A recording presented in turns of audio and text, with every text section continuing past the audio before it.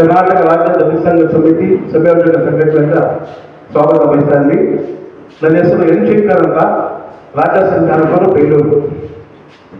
ಇವತ್ತಿನ ದಿವಸ ಪತ್ರಿಕಾಗೋಷ್ಠಿಯ ಮೂಲ ಉದ್ದೇಶ ಏನೆಂದರೆ, ಶ್ರೀಯುತ ಡಿ ಕೆ ಶಿವಕುಮಾರ್ ಅವರ ಮಂತ್ರಿ ಮಂಡಲದಲ್ಲಿ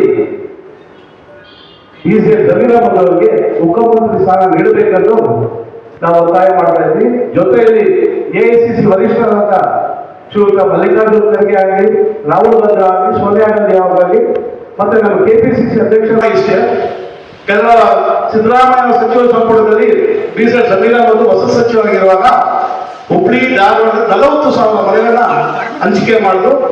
ಬೆಳಗಾವಿಯಲ್ಲಿ ಪುಲಿಕೇಶಿ ನಗರ ವಿಧಾನಸಭೆ ವ್ಯಾಪ್ತಿಗೆ ಬರ್ತಕ್ಕಂಥ SC ST ಮೈನಾರಿಟಿ ವಾಸ ಮಾಡ್ತಾರೆ ಜನರಿಗೆ ಮನೆ ಸ್ಯಾಂಕ್ಷನ್ ಮಾಡೋ ಸಲುವಾಗಿ ಮುಂದಾಗಿರೋ ಟೈಮಲ್ಲಿ ಈ ಒಂದು ಬೆಳವಣಿಗೆ ಆಯಿತು. ಈ ಒಂದು ಒಕ್ಕೂಟದಿಂದ BSS ಇವತ್ತು ನಾವು ಹೇಳ್ತಾ ಇದ್ವಿ, ದಯಮಾಡಿ ಶ್ರೀಯುತ BS ಜಮೀರ್ ಅಹಮದ್ ಅವರಿಗೆ ಉಪಮುಖ್ಯಮಂತ್ರಿ ಸ್ಥಾನ ನೀಡಬೇಕಂತ ನಮ್ಮ ದಲಿತ ಸಂಘ ಸಮಿತಿಯ ಪದಾಧಿಕಾರಿಗಳ ಜೊತೆಯಲ್ಲಿ ನಾವು ಒತ್ತಾಯ ಮಾಡ್ತಾ ಇದ್ದೀವಿ. ಸರ್ 3 ವರ್ಷ ಕೊಡಬೇಕಂತ ಕರ್ನಾಟಕ ರಾಜ್ಯ ದಲಿತ ಸಂಘ ಸಮಿತಿ ಸಂಯೋಜಕ ಸಂಘಟನೆ ಅವರಿಗೆ ಒತ್ತಾಯ ಮಾಡ್ತಾ ಇದ್ದೀವಿ. ಒತ್ತಾಯದ ಮನವಿ ಮೇರೆಗೆ AICC ಅಧ್ಯಕ್ಷ ಶ್ರೀಯುತ ಮಲ್ಲಿಕಾರ್ಜುನ್ ಖರ್ಗೆ, ರಾಹುಲ್ ಗಾಂಧಿ ಅವರಿಗೆ ಮತ್ತು ಸೋನಿಯಾ ಗಾಂಧಿ ಈಗಾಗಲೇ ಮನವಿಗಳನ್ನ ಬರ್ತಿದ್ದೀವಿ. ನಾಳೆ ಮತ್ತು ನಾಳೆ KPCC ಅಧ್ಯಕ್ಷರನ್ನು ಮೀಟ್ ಮಾಡ್ತೀವಿ. ಸಿದ್ದರಾಮಯ್ಯ ಸರ್ ಜೊತೆ ಮೀಟ್ ಮಾಡಿ ಅವ್ರಿಗೊಂದು ಮನವಿ ಕೊಡ್ತಾ ಇದ್ದೀವಿ. ಸರ್